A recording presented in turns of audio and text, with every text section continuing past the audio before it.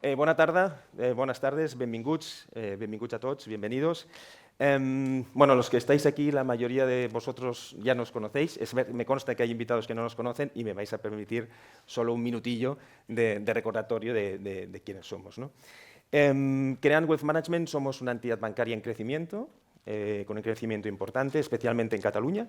Gracias a los clientes catalanes hemos hecho un crecimiento muy importante. Hemos pasado en Cataluña en los últimos 5 años de 600 a 1.800 millones. Es casi multiplicar por, bueno, casi no, es exactamente multiplicar por 3.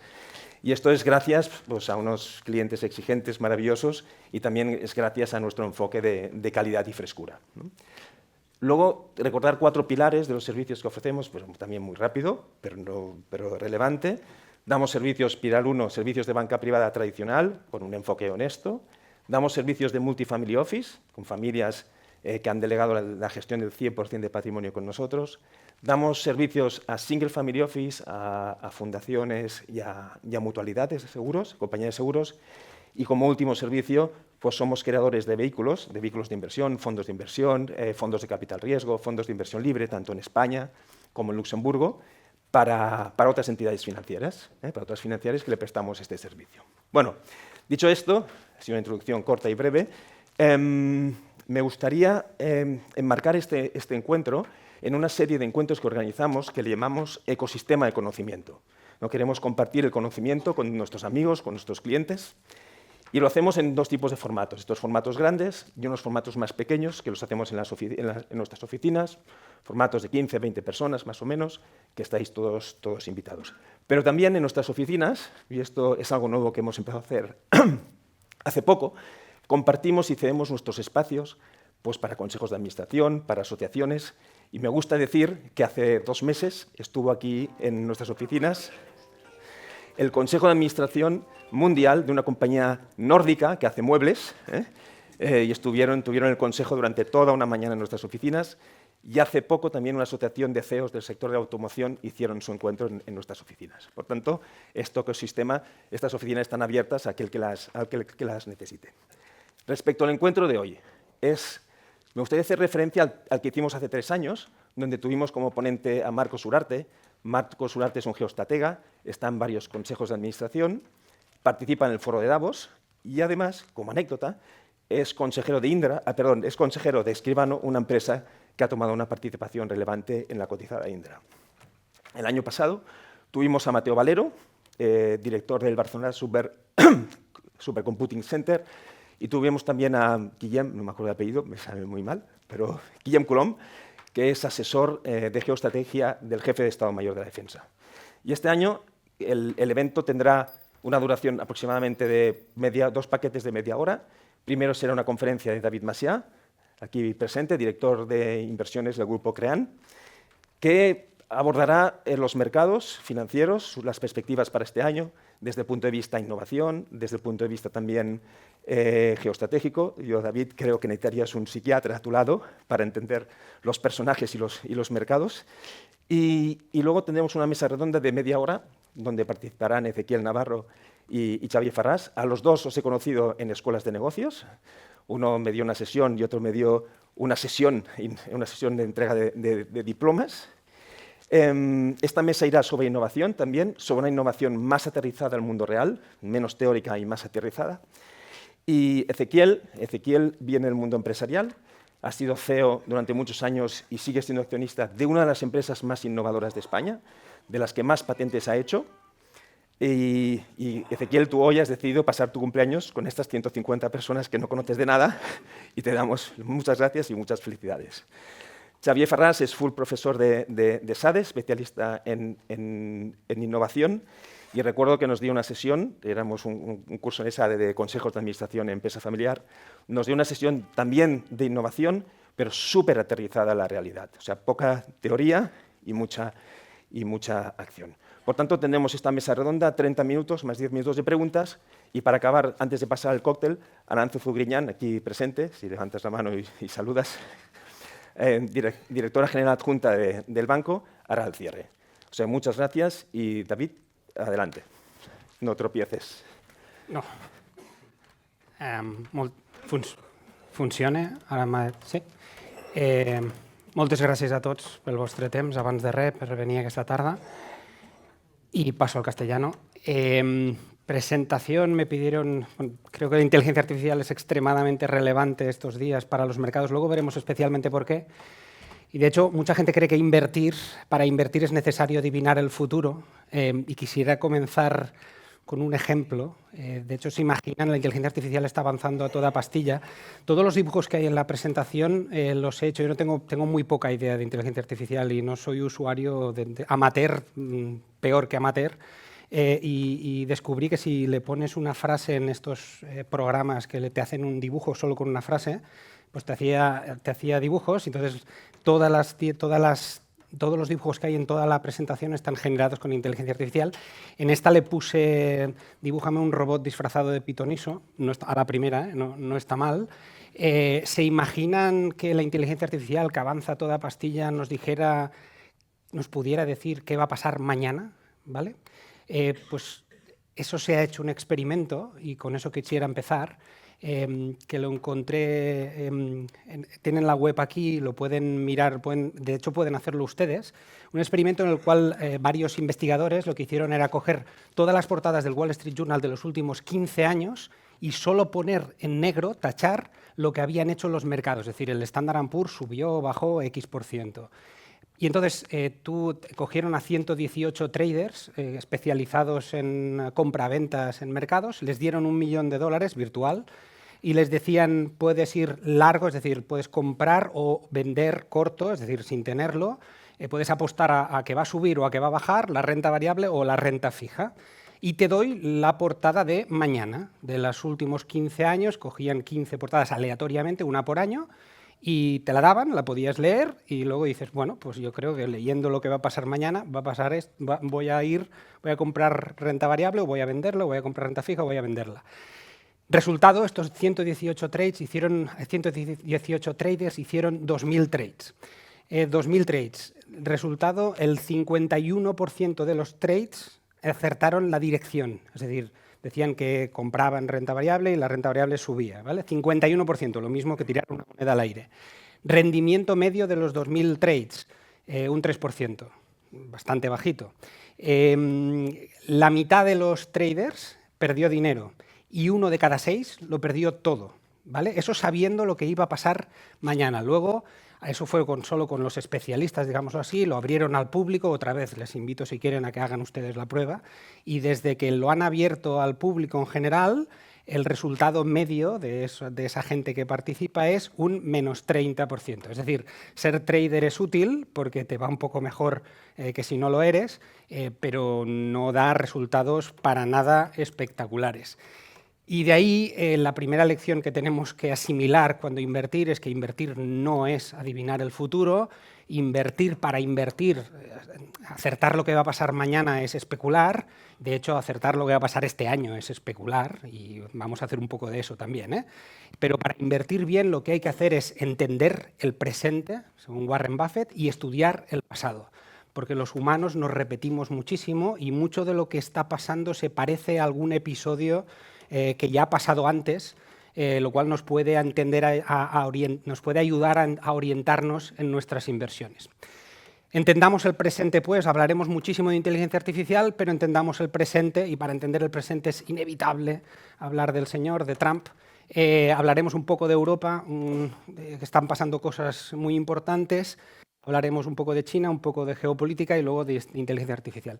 La inteligencia artificial, por cierto, infalible no es. Si le pedí, dibújame a Trump haciendo la señal de victoria, tiene 6 dedos. Tengan cuidado cuando hagan cosas con inteligencia artificial porque a veces comete errores, aún comete errores, ¿vale? Trump. Les he resumido muy rápido los 5 grandes medidas que prometió en campaña, de las cuales de momento están haciendo más ruido unas que otras, y ahora lo comentamos, y el impacto que tiene eso sobre crecimiento americano, sobre inflación y tipos americanos, y sobre el resto del mundo, que por la cuenta que a nosotros nos trae, sobre todo sobre Europa, ¿vale? Y entonces, reflexiones. Primera cosa que tenemos que asimilar.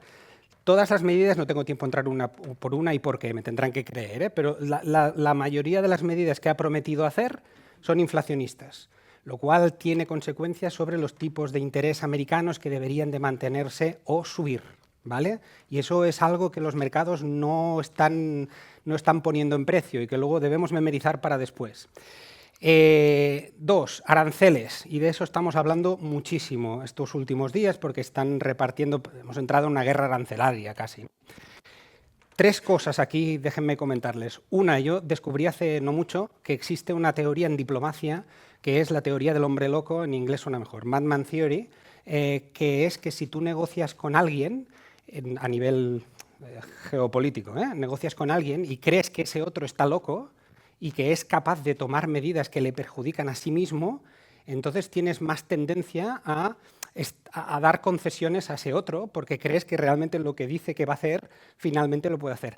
A alguien que quiere que Gaza sea un resort y que va a invadir Groenlandia y que el canal de Panamá, y bueno, no tengo que describir a Trump, pues eso es un plus, digámoslo así, porque claro, él se sienta a negociar y el otro, pues digamos que tiene un pelín de miedo de qué consecuencias va a tener esa negociación, ¿no?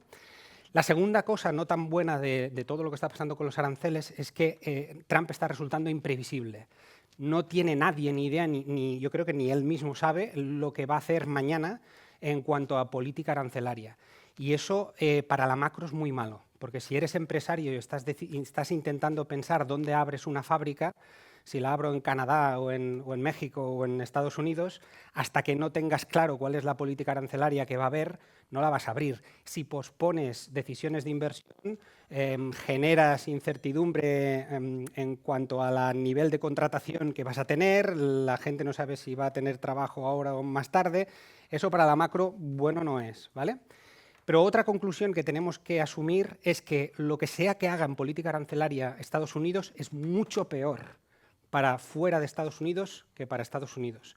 Estados Unidos, el peso de lo que le supone imponer aranceles a las importaciones es mucho menor que el impacto que tiene sobre países exportadores como Alemania, que le pongan aranceles a sus exportaciones. Por lo tanto, lo que sea que pase va a ser peor para fuera de Estados Unidos. Y un primer pronóstico, y eso también es especular, hace toda la pinta que los aranceles se van a quedar. O sea, no es... En esta presentación, en episodios previos, decía, los mercados están asumiendo que solo es una táctica negociadora. Nosotros creemos que no, que se van a quedar aranceles. Ahora ya los mercados ya están asumiendo que realmente no es una táctica negociadora y eso no es sorprendente para los mercados, pero asuman que Trump quiere recaudar con los aranceles y que va a hacerlo y que es filosófico, cree de verdad, está convencido de que el resto del mundo roba a Estados Unidos exportándole sus bienes sin pagar nada a cambio, cosa que es una estupidez. Pero en cualquier caso, creemos que al final de las negociaciones contra negociaciones lo que van a quedar son unos cuantos aranceles que eso tiene una serie de consecuencias, ¿vale? Que luego veremos. El mercado ha pasado, esta slide era distinta cuando la explicaba las otras veces, porque decía, el mercado está pensando solo que va a desregular y va a haber recortes de impuestos, pero no se fija en lo demás, en la inmigración, en aranceles, etcétera. Ahora es al revés, el mercado solo se fija en los aranceles y no se está fijando en que Trump también prometió que va a desregular y que va a bajar impuestos. Y esas dos cosas, una vez consigan recaudar lo suficiente, esas dos cosas son muy probables y son positivas, ¿vale? Para los mercados, porque ahora no lo está descontando, no lo está teniendo en cuenta. Una cosa más, Musk, que es un súper protagonista del gobierno americano ahora, está haciendo, la gente tiene miedo que Estados Unidos entre en recesión porque va a echar a no sé cuántos trabajadores públicos. En realidad ahí les diría, sí que será un poco negativo, pero diría que tampoco es tan relevante. El empleo público en Estados Unidos es el 1,9%, de hecho ni llega a eso. Aunque los echase a todos, el paro subiría un 1,9%. No puede echarlos a todos. De hecho, en los cálculos más agresivos, lo que puede echar el impacto macro es bastante reducido, ¿vale? En cualquier caso, conclusión de todo eso que nos tenemos que quedar del señor Trump cuando pase toda esta vorágine es que al final, cuando lo haga todo, debería de ser... las medidas deberían ser inflacionistas, deberían ser crecimiento positivo para Estados Unidos y, sobre todo, van a ser peor para el resto del mundo, ¿vale? Primer grupo de conclusión al respecto de Trump. Europa. Este gráfico, antes de hablar de lo que ha pasado, de lo que está pasando en Alemania, que es muy importante y que nos ayuda a situarnos. Esta línea roja es el crecimiento real, es decir, descontando la inflación, de Estados Unidos desde el 2015, ¿vale? Los últimos 10 años. Y vean en la línea roja pandemia y la línea roja cómo sigue subiendo. Y ahora vean esta, la línea azul, es Alemania. Y vean desde 2017, es un encefalograma plano. Alemania no crece. Una excepción es España, curiosamente. España crece por encima, eso es otro tema que no trataremos tanto aquí, pero Alemania es un cuarto del PIB europeo, España es bastante menos. Entonces, aquí pasa algo. Aquí no es que Alemania tenga un problema estos últimos 2 años. Alemania y Europa tienen un problema estructural. Y esto da para una presentación entera y no tengo el tiempo ni me dejarían estar tanto rato. Pero es un tema demográfico, es un tema sobre todo de exceso de burocracia. De hecho, hubo el informe Draghi que señalaba unos cuantos de los problemas que tiene Europa. Y claro, es un problema de modelo económico. Es un modelo, Europa se dedica a exportar. ¿Exportar a dónde? Si Estados Unidos se está volviendo autárquica, exagerando un poco, tampoco es eso, pero está levantando barreras al comercio. China, de hecho, tiene problemas con sus exportaciones porque ahora Estados Unidos no las puede exportar y nos van a vomitar unas cuantas exportaciones suyas que iban a Estados Unidos, las van a empezar a exportar aquí, entre otros muchos sitios. Eso hace años que está pasando, de hecho. Entonces, este modelo económico es caduco y, de hecho, se ve en varias cosas. Entre otras, este gráfico, esta tabla me llamó mucho la atención. Estas son las empresas más grandes del mundo. Las azul oscuro son americanas, las azul flojito son europeas, y el año en que se creó esa empresa. Y va desde 1700 hasta la actualidad. Fíjense una primera conclusión, esta línea punteadas los últimos 50 años. Vean que a la derecha de estos últimos 50 años, es decir, empresas grandes fundadas estos últimos 50 años, todas americanas, ni una europea. ¿Qué pasa? No es verdad, porque de hecho esto para calcularlo se coge a ASML y SAP no salen, porque ASML viene de una fusión de 2 empresas previas y sí que estarían aquí si tuviéramos este matiz fuera. O SAP debería de estar aquí. Inditex se fundó con talleres de costura en los años 60, tampoco sale aquí, a lo mejor también debería de estar aquí. Novo Nordisk es una empresa muy distinta de la que era hace 40 años, también podría estar aquí, pero aquí se acaba la historia, no hay más. Y en cambio, fíjense los nombres de las líderes que ahora damos por sentadas como si vinieran de toda la vida, Amazon, Nvidia, Microsoft, Apple, Meta, todas estas, muchas de ellas son de este siglo, hace 20 años solo que existen, y son superpotencias mundiales. En cambio, Europa, ¿dónde está? No está. Hay un problema grave. La esperanza, decía, es las elecciones alemanas, y puse esta diapositiva antes de venir a esta presentación, y lo que explicaba entonces lo tengo que cambiar solo un trozo. Tengo que decirles que lo que está pasando en Alemania es bestial, bestial. Es un giro copernicano. Nadie hubiera dicho, ni yo decía cuando explicaba esto, la esperanza es que Alemania quite la cláusula de su constitución que le prohíbe tener déficit. De hecho, el déficit estaba limitado al 0,6. Y ahora lo que está pasando, y han hecho triquiñuelas, porque incluso como no tienen la mayoría suficiente para cambiar la Constitución después de formado el gobierno, lo han hecho con los que serán sus socios de futuro, pero con la mayoría que tienen ahora, presente, de la anterior legislatura, y han cambiado la Constitución. Van a gastarse $1 trillón, la mitad en defensa, la otra mitad en infraestructura. Eso para Alemania es un giro copernicano, decía, porque desde la República de Weimar, de sus hiperinflaciones, los alemanes tienen interiorizado que no se puede gastar más de lo que se tiene. Tampoco está mal pensar así, y entonces eran antidéficit, son los que tienen la deuda más razonable a nivel europeo, tienen solo 60% de deuda sobre PIB. Entonces lo que está pasando es muy, muy bestia, ¿vale? Y los mercados se han dedicado a subir porque Alemania es el futuro, Europa ha cambiado, vamos hacia un nuevo orden. Vale, dicho esto, una frase de Lenin que decía, hay décadas que no pasa nada y hay semanas donde pasan décadas o algo así, ¿no? Yo creo que estamos en algo así, O sea, es muy bestia. Entre esto y lo de Ucrania, los cambios que están pasando son muy bestias y muy rápidos. Pero vamos a ponerle cifras. Los 500.000 millones en infraestructura, los gastos en defensa no tienen el mismo multiplicador económico. De hecho, gran parte del gasto en defensa lo van a comprar a Estados Unidos. Y eso resta PIB, no suma PIB. Si alguien invierte dinero, imprime dinero para gastarlo en otro país, eso resta, porque es una importación. O sea, eso no suma nada. La otra mitad en infraestructuras está muy bien, pero es en 10 años. 500.000 millones en 10 años, eso dividido por año es un 1% del PIB. El déficit de Estados Unidos es un 7% del PIB. En Europa, Alemania va a gastar un 1% más, pero Francia tiene un déficit del 7% que tiene que llegar al 3% En teoría, 2029-2030. Solo lo que va a dejar de gastar de más Francia e Italia, que no puede gastar, compensan lo que va a gastar de más Alemania. Con lo cual, vaya por delante, que digo que lo que está pasando es espectacular en Alemania, a lo mejor es un poco excesivo el entusiasmo que está habiendo al respecto del impacto macro que eso de verdad va a tener sobre la Unión Europea, a corto plazo. Largo plazo puede ser muy importante. En Ucrania me voy a limitar, porque como cambia cada día, a lo mejor lo que les diga hoy, mañana ya no vale, pero les diría que el pronóstico nuestro sería que la guerra se va a acabar. Por un solo motivo, porque no le interesa a nadie, a nadie. Rusia tiene problemas ya graves, varios subyacentes, pues es la que mejor puede aguantar. Pero Rusia necesita que la guerra se acabe, Ucrania necesita que la guerra se acabe, Estados Unidos tiene muy fácil para acabar la guerra porque solo con dejar de enviarle dinero a Ucrania la guerra se acaba, porque no tiene dinero suficiente para seguirla y Europa no puede cubrir lo que enviaba a Estados Unidos.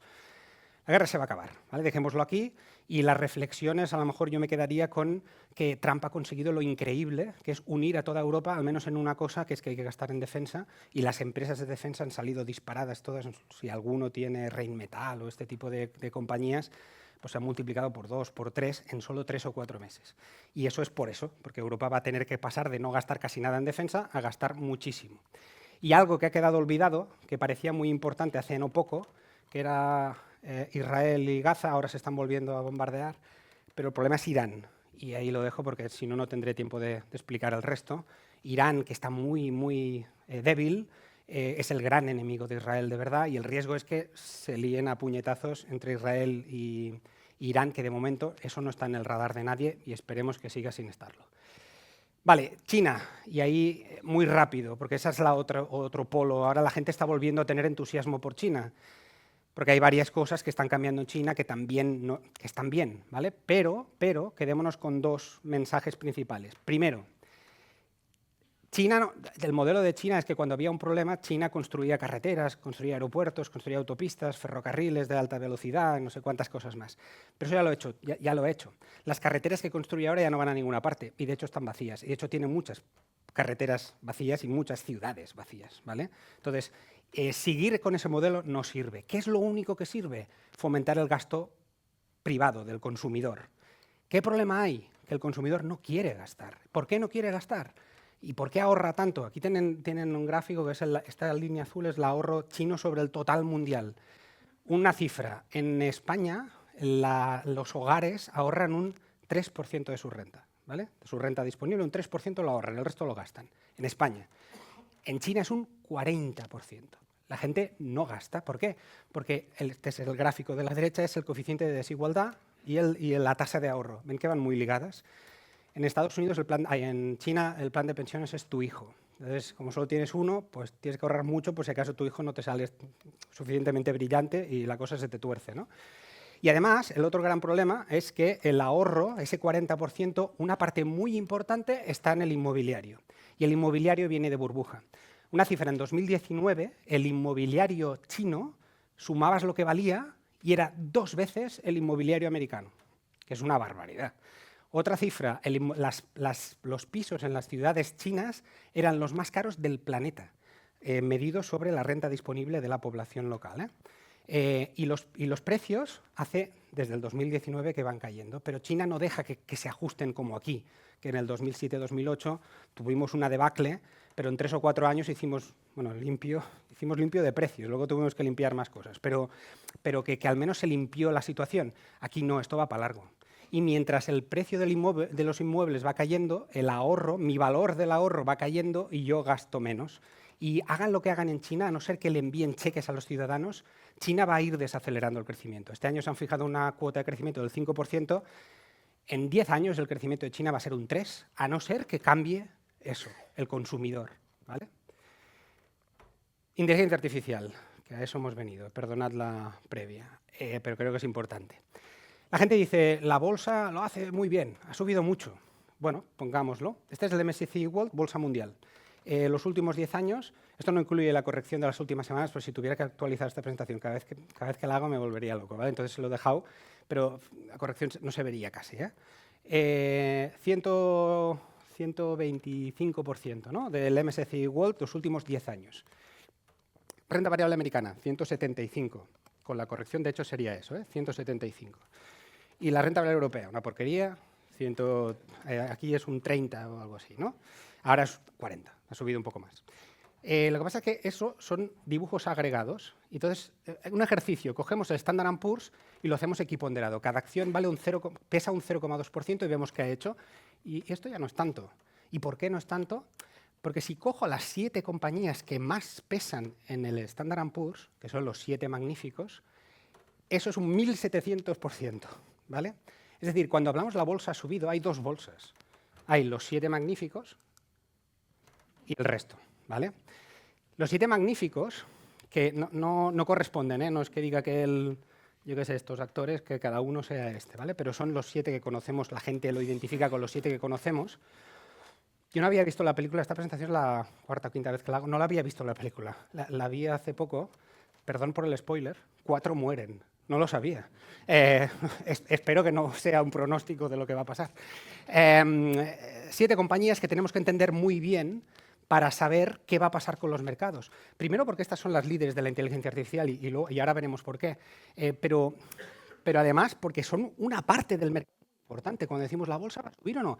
Un momento, hablemos primero de los 7 magníficos, que es la mitad del mercado, y luego del resto, y tomemos decisiones, ¿vale? ¿Por qué son tan poderosos estos 7 magníficos? Y empiezo del revés. ¿Qué tienen en común estos 7? De hecho, estos 6. Hay una que no. Ahora lo hablamos. Es lo que en economía se llama network effect. Network effect, en inglés también suena muy bien, es el efecto red, ¿vale? Y lo explico con un ejemplo. Este es el teclado, la distribución del teclado que todos conocemos. Cuando tecleas, envías un mail, la distribución es así. Se le llama QWERTY. ¿De dónde viene el QWERTY? Viene del 1860 y pico, 1870, que se fusionaron 2 empresas que hacían máquinas de escribir en Estados Unidos y empezaron a pagar cursos de mecanografía. Desde entonces se usa eso porque la gente se ha acostumbrado a hacer eso. Esta distribución estaba hecha para los operadores de telégrafos. Es extremadamente ineficiente para escribir bien. Para nosotros, que no escribimos telegramas, escribimos otras cosas, ¿no? Mucho emoticono tampoco está aquí. Pero no es la distribución. De hecho, en todos ustedes, en sus mails, en sus iPads, pueden cambiar la distribución a una distribución mejor. Que es más, que si te acostumbras, es más rápido escribir, pero no lo hacemos nadie. 150 años después lo hacemos así. Seguimos usando ese teclado. ¿Por qué? Porque nos hemos acostumbrado a eso. Es muy difícil cambiar. Cuando alguien está acostumbrado a algo, es muy difícil cambiar. De las 7 compañías, todas menos Tesla se benefician de eso. En cada presentación uso una compañía distinta. Hoy Meta. ¿Meta por qué es así? ¿Por qué se beneficia de eso? Porque Meta, su gran valor es que hay 3.000 y pico millones, 4.000 millones de personas que están en sus aplicaciones. Ustedes no usan WhatsApp porque sea el mejor sistema de comunicación, porque sea el más eficiente, el más seguro, el más... No, lo usan porque sus amigos están ahí, no por otra cosa. Y lo mismo con el Instagram, el Facebook y todo eso. Es por eso que están allí, es por eso que es muy difícil quitarle eso. Porque WhatsApp, si todo el mundo está en WhatsApp, para que venga una compañía y le quite eso, tardará años en que todo el mundo esté en su aplicación. Ahora Telegram es la que se está acercando, ¿no? Un poco a eso. Pero eso cuesta muchísimo y la mayoría no lo consiguen. Y no vale con ser mejor, necesitas que todos estén ahí. De las 7 compañías podría explicarles una por una por qué tienen ese efecto y por eso son tan poderosas, no por otras cosas. Eso es lo que los hace distintas, ¿vale?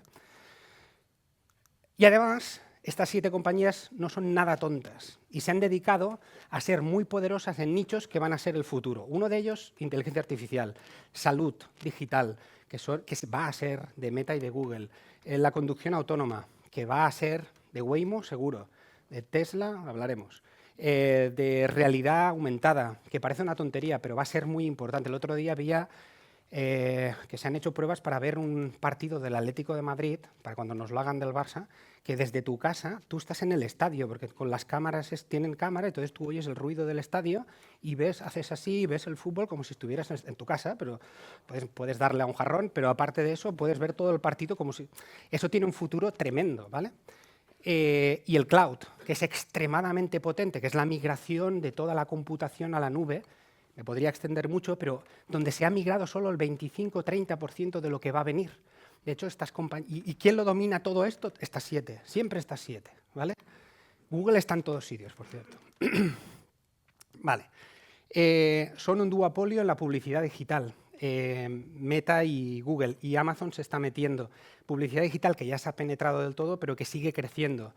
Van expandiéndose a otros sitios. Amazon es un ejemplo, pero hay muchos más, ¿vale? Amazon se está metiendo en robots. Tiene un robot ya que en sus centros de distribución, pues las cajas las lleva un robot, y del otro lado tiene un robot doméstico que creo que en Estados Unidos se puede comprar, donde te hace compañía, te vigila a los niños, a la gente mayor, se le sale una antena para arriba y vigila que no se te queme la tortilla o que no te estén entrando a robar, etcétera, etcétera. Pero lo que intento decir es que estas compañías no solo se han quedado en su sitio, se van expandiendo a mercados adyacentes y de hecho ya están compitiendo entre sí, donde antes eran monopolios, ahora ya empiezan a luchar entre sí por el mismo pastel, ¿vale? Los asistentes virtuales, que parece una tontería, pero es la clave, es otra de las claves que hace que estas empresas sean tan poderosas. Nosotros antes usábamos el ordenador para entrar en Internet. Entonces, ¿quién tenía el poder? Quien tenía el sistema operativo del ordenador. Luego pasamos al móvil, Google no fue tonta, lo vio y creó el Android y lo regaló. ¿Por qué? Porque lo importante no es el sistema operativo, lo importante es que entres a través suyo para que luego acabes en su web. Lo siguiente que va a pasar es que no vamos a usar un móvil. De hecho, Meta está intentando que sean las gafas. Tiene unas gafas que parece que funcionan muy bien, que tienen un chip aquí, tú te las pones y tú hablas con tu gafa. Y dices, oye, dime cuándo juega el Barça. Pues tú juega tal, pues te lo dice por un auricular o te lo escribe en la gafa. Si eso es lo siguiente, no necesitamos móviles. ¿Y quién va a tener el poder? El que tenga el intermediario. Entonces, ¿quién posee los intermediarios que conocemos todos? Alexa, Siri, que no entiende nada de lo que dices, asistente de Google, Copilot, etc. Son todo de estas 7, ¿vale? Y bueno, esto era un ejemplo de lo que hace el móvil, es lo último que ha sacado Google, que lo paseas y te dice lo que estás haciendo y de hecho te dice, en este ejemplo le dice, ¿dónde me he dejado las gafas? Pues en una mesita hace 3 habitaciones hacia atrás, en una mesita, encima de la mesita estaban las gafas. O sea, va memorizando por dónde vas y tú le puedes preguntar lo que va a pasar. Una a una, y me interesa mucho que se queden con ese concepto porque luego va a ser muy importante, las valoraciones. Las compañías son la bomba, pero aunque sea la mejor compañía del mundo a un precio incorrecto es una mala inversión, ¿vale? Quédense con esa idea. Esto es el múltiplo, es decir, el precio, lo caras o no que están, ¿vale? No entraré a explicar cómo va el sistema, pero quédense con eso, ¿vale? Como más alto el número, más caro.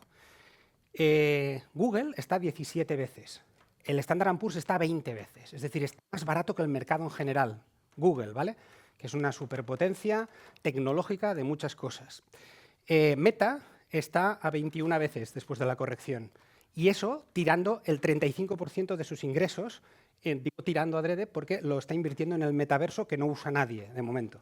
Más adelante ya veremos. Tirando un 35% de sus ingresos, imagínense que no lo tirase, está a 21 veces beneficios, que es más o menos lo mismo que el índice. Microsoft, que domina el cloud, es uno de los dominadores del cloud, y cloud sabemos que se va a multiplicar por 3 o por 4, su negocio lo sabemos. Y ahora está a 26 veces beneficios. De momento ninguna parece cara, ¿vale?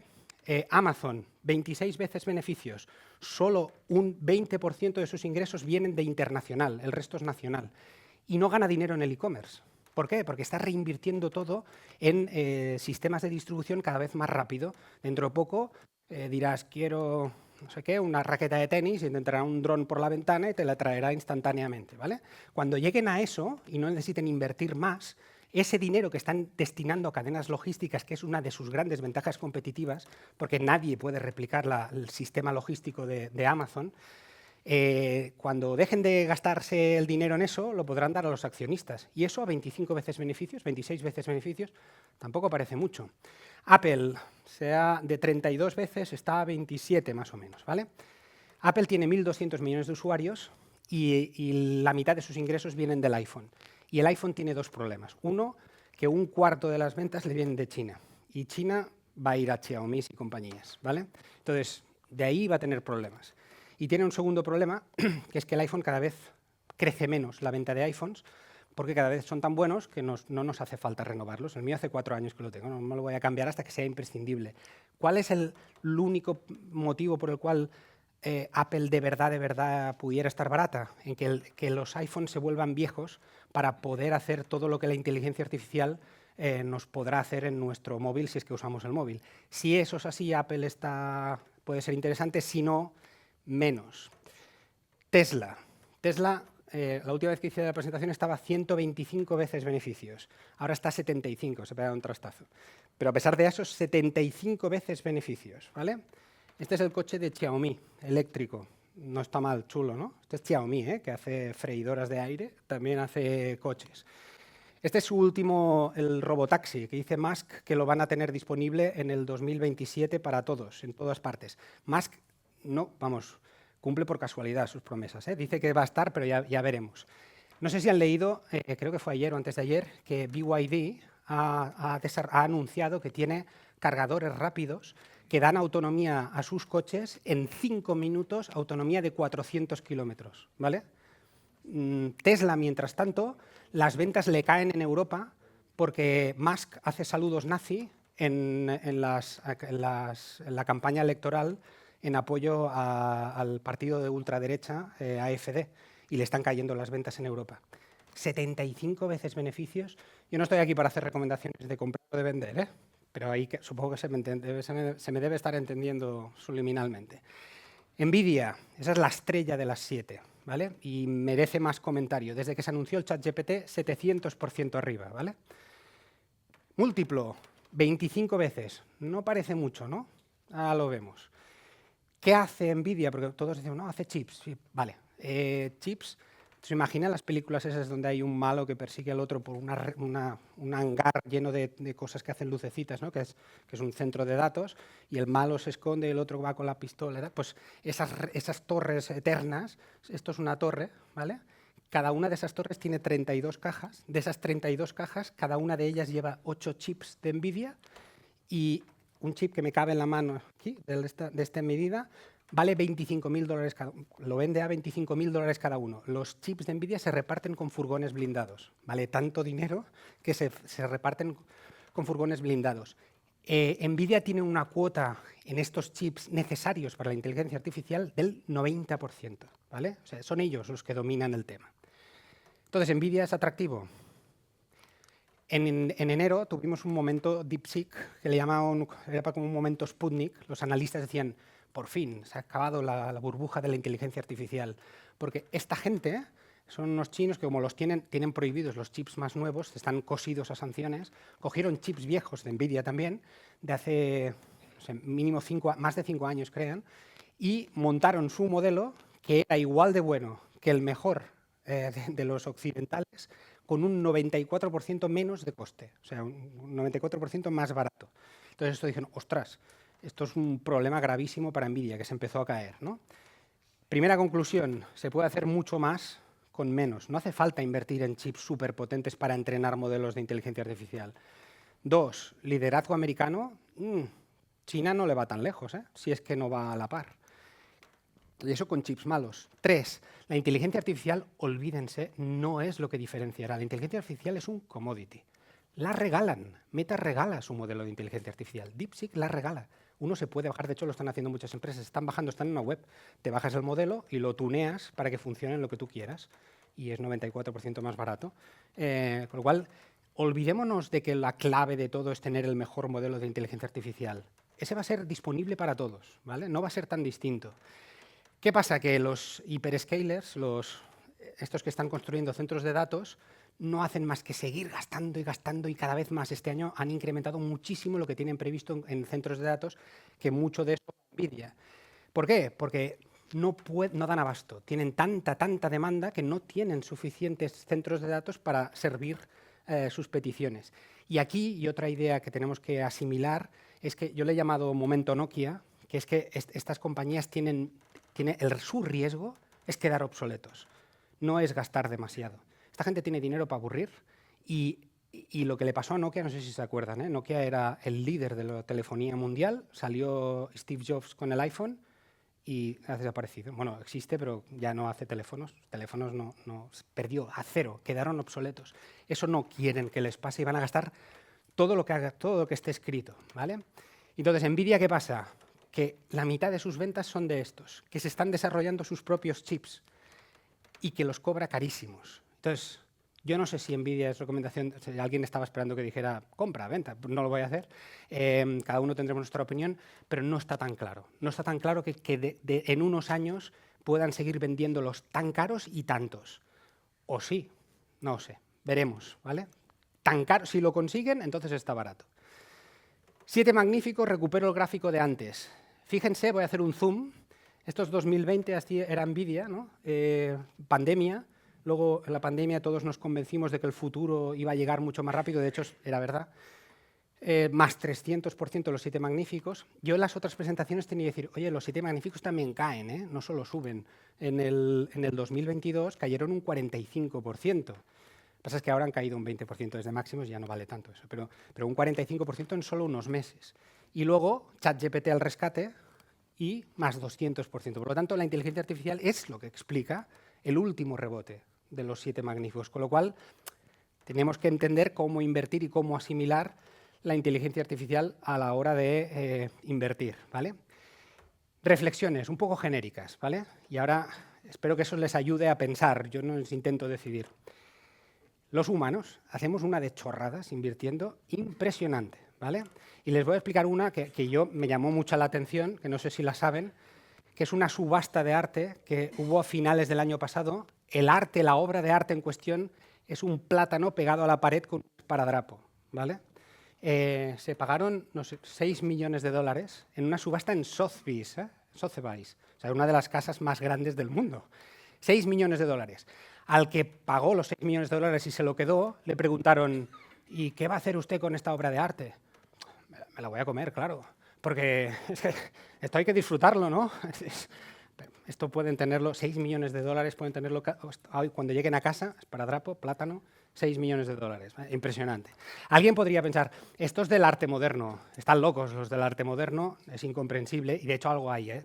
Se hizo un experimento también en un gran museo de arte, no recuerdo el nombre, de estos súper conocidos, cogieron de la cafetería una mesa de estas, una mesilla, y platos y cubiertos sucios, y los dejaron en medio del museo, y miraron a ver qué hacía la gente, y la gente decía, oh, qué chulo. Nadie se quejó, de, oye, que os habéis dejado aquí unas cosas. Bueno, en fin. ¿Pero eso pasa solo en el arte moderno? No, eso pasa porque somos humanos. Es inherente, no lo podemos evitar, somos animales sociales. Se hizo un experimento, esta presentación va de los años 60, la película esa de los 7 magníficos, un experimento que se hizo en el 62 y que consiste en un ascensor, cámaras ocultas y actores, y se espera que entre uno en el ascensor, ¿vale? Y entonces los actores entran detrás, como disimulando, y se ponen, en vez de cara a la puerta del ascensor, se ponen de espaldas a la puerta del ascensor, ¿vale? Y van entrando, todas las veces el tipo se gira, porque no puede resistirlo. ¿Por qué voy a mirar yo hacia afuera si todo el mundo está mirando hacia adentro? ¿Vale?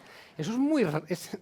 Eso, lo que quiero decir es que no podemos evitarlo, va en nuestros genes. Para sobrevivir hemos tenido que tejer relaciones sociales y es por eso que nosotros hemos ganado y no los leones. Y tenemos que entenderlo porque en las inversiones nos pasa eso. Un ejercicio, he tapado la fecha y el precio de una acción. Entonces yo pregunto, ¿y esta acción cuál creen que es ustedes? Y alguien se atreve. Yo esperaba que alguien dijera, es Nvidia, ¿no? Ahora ha caído y claro, a lo mejor no se ve, ¿no? En la caída esta de aquí. Y yo pensaba, es Nvidia. Bueno, pues no, es Cisco en los años 90, ¿vale? ¿Y por qué pongo esto de aquí? Porque Cisco en los años 90 no era una inversión especulativa.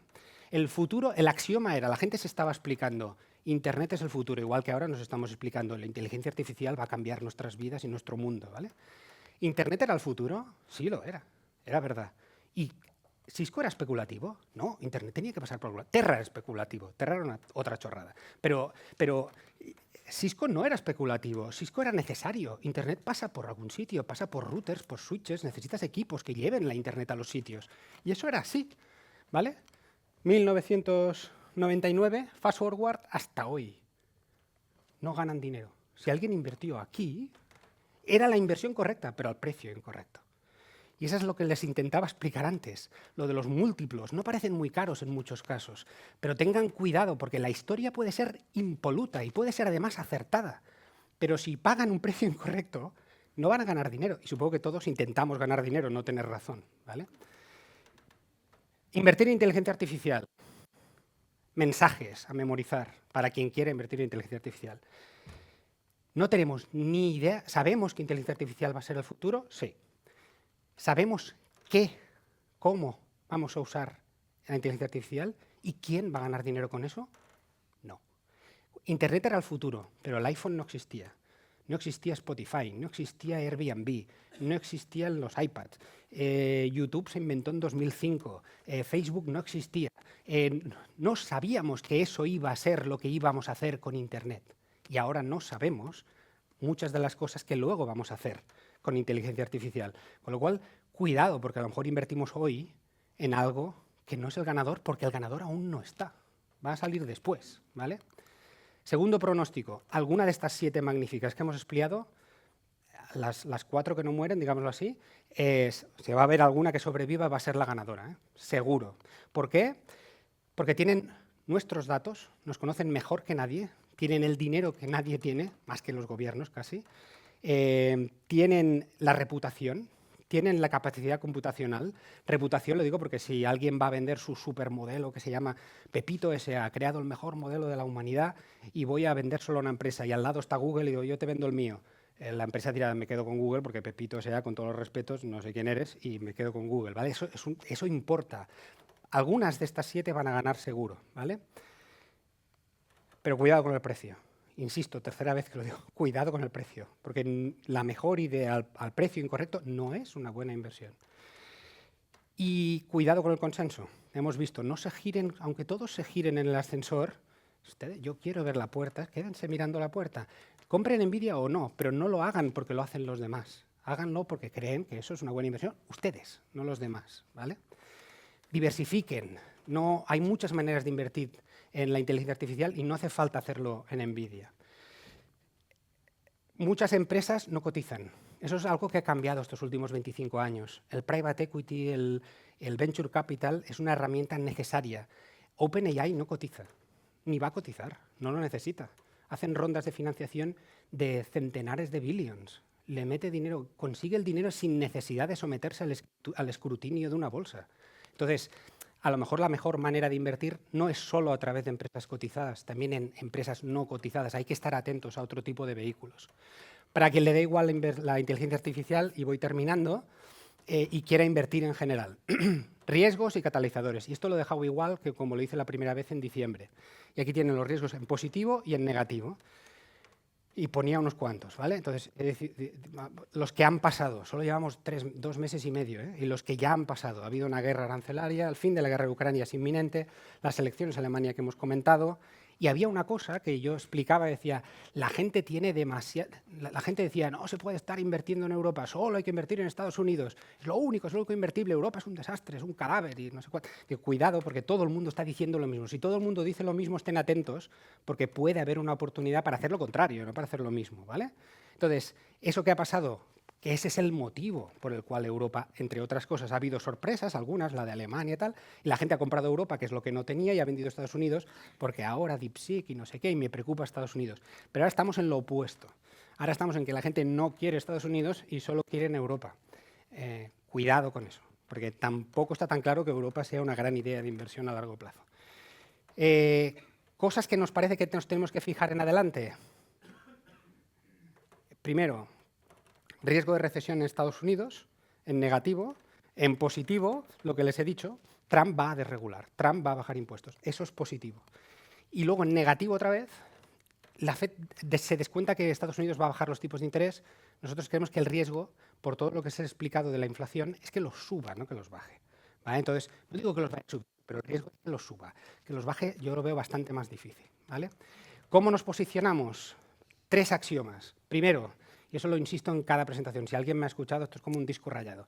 La inflación es su enemigo número 1 como inversores. Da igual de qué tipo de inversor sean ustedes. Y la inflación no es lo que nos dice el gobierno que es. Ustedes, cada uno de ustedes tiene una inflación distinta, que no es el 3%. Es más, mucho más, ¿vale? Entonces, si su ahorro da menos que la inflación, están perdiendo dinero. Aunque les parezca que el saldo sube, están perdiendo dinero, ¿vale? Entonces, enemigo número 1, inflación. La macro está bien. Los mercados laborales de Occidente están a mínimos de desempleo. Entonces, mientras el trabajo fluya, y la gente no tenga miedo de perder el empleo, es difícil. Puede haber shocks económicos, podemos tener un poco de volatilidad, pero una recesión mayúscula parece difícil porque no hay exceso de deuda acumulada, no hay varios de los problemas que suelen haber antes de una recesión. Entonces, no parece que nos tengamos que tener que sufrir problemas graves. Que hay un riesgo terrible, que es el exceso de déficit y deuda gubernamental, no privada, gubernamental. Dejémoslo a un lado, de momento. Todas estas tres cosas presionan a los tipos de interés a largo, con lo cual eso tiene consecuencias. Si su enemigo es la inflación, necesitan poner activos reales en su cartera. Activos reales los hay de muchos tipos, pero la bolsa es la más efectiva. Y los más efectiva, decíamos, no ha cambiado nada, esta sí que es la misma slide todas las veces, eviten los índices. Los índices están demasiado concentrados. Nvidia y sus 7 magníficos, que en Europa tiene equivalentes, que son otros 5, 4 o 6 nombres, está demasiado, las carteras son siempre todas iguales. Está el mercado por debajo, hay mucha dispersión, hay oportunidades muy buenas en la bolsa. Si la bolsa sube un 5, lo mejor no es tener un índice, lo mejor es escoger títulos que nos van a dar mucho más que un 5, ¿vale? En renta fija, cuidado, porque los tipos a largo al alza hacen que las valoraciones de la cartera bajen. Entonces, cuidado con la duración y el dólar debería de ir al alza. Y ya sé que ahora, después del retroceso que ha hecho del 1,03 al 1,09 que estamos, si no hay recesión en Estados Unidos, el dólar se va a apreciar desde aquí, creemos. Lo de la divisa es si l'encerto l'endevino, que es digo en catalán, ¿no? Pero creemos que se va a apreciar por todo esto que estamos hablando. Y con todos los riesgos, en positivo y en negativo, el oro sube. Y es lo que está pasando también, ¿vale? Y la última, tenemos que ser tácticos. La cartera que tienen ustedes hoy no es la mejor para lo que queda del año, porque van a haber oportunidades mejores. Y esta frase la hice en enero, y era verdad, y la hice en febrero, la hice en diciembre, en febrero, o en principios de febrero, no sé, y ahora otra vez, y las 3 veces digo la misma frase, y las 3 veces ha pasado ya. Las carteras que eran buenas en diciembre ya no lo fueron en febrero, y ya no lo son ahora, son distintas, y vamos a tener que ir cambiándolas durante todo el año, ¿vale? Perdón, el rally.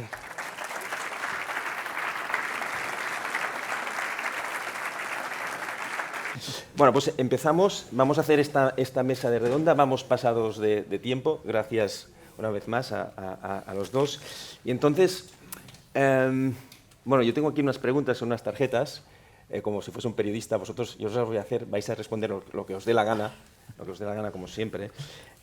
Pero también voy a decir que estas preguntas no las he hecho yo, sino no las ha hecho ChatGPT, las ha hecho Perplexity. Le he dicho a Perplexity, analízame los 2 últimos años de artículos que han escrito Ezequiel y Xavier, visita sus blogs, analiza su trayectoria profesional y lánzame 10 preguntas para cada uno, clasificadas por temáticas, las que tú quieras. Entonces este es el resultado. Entonces, hay alguien que no sé quién es, un chip, un sistema, etcétera, que os ha preparado estas preguntas, ¿ok? De las 10 que han salido para cada uno de vosotros, hemos elegido solo 4, porque sabemos que os vais a enrollar y que vais a aportar cosas diferentes a las que he preguntado. Y seguro que tenéis un rato para aportar a lo que David ya ha explicado. Entonces empezaremos con la primera. Ezequiel, la primera es para ti, y el título que me ha puesto Perplexity es sobre liderazgo empresarial. ¿Qué te parece?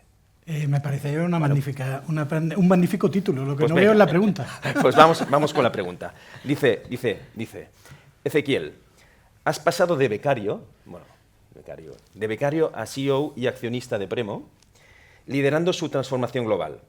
¿Qué habilidades consideras esenciales para que un líder empresarial impulse la innovación? Y déjame hacer ahora un matiz personal.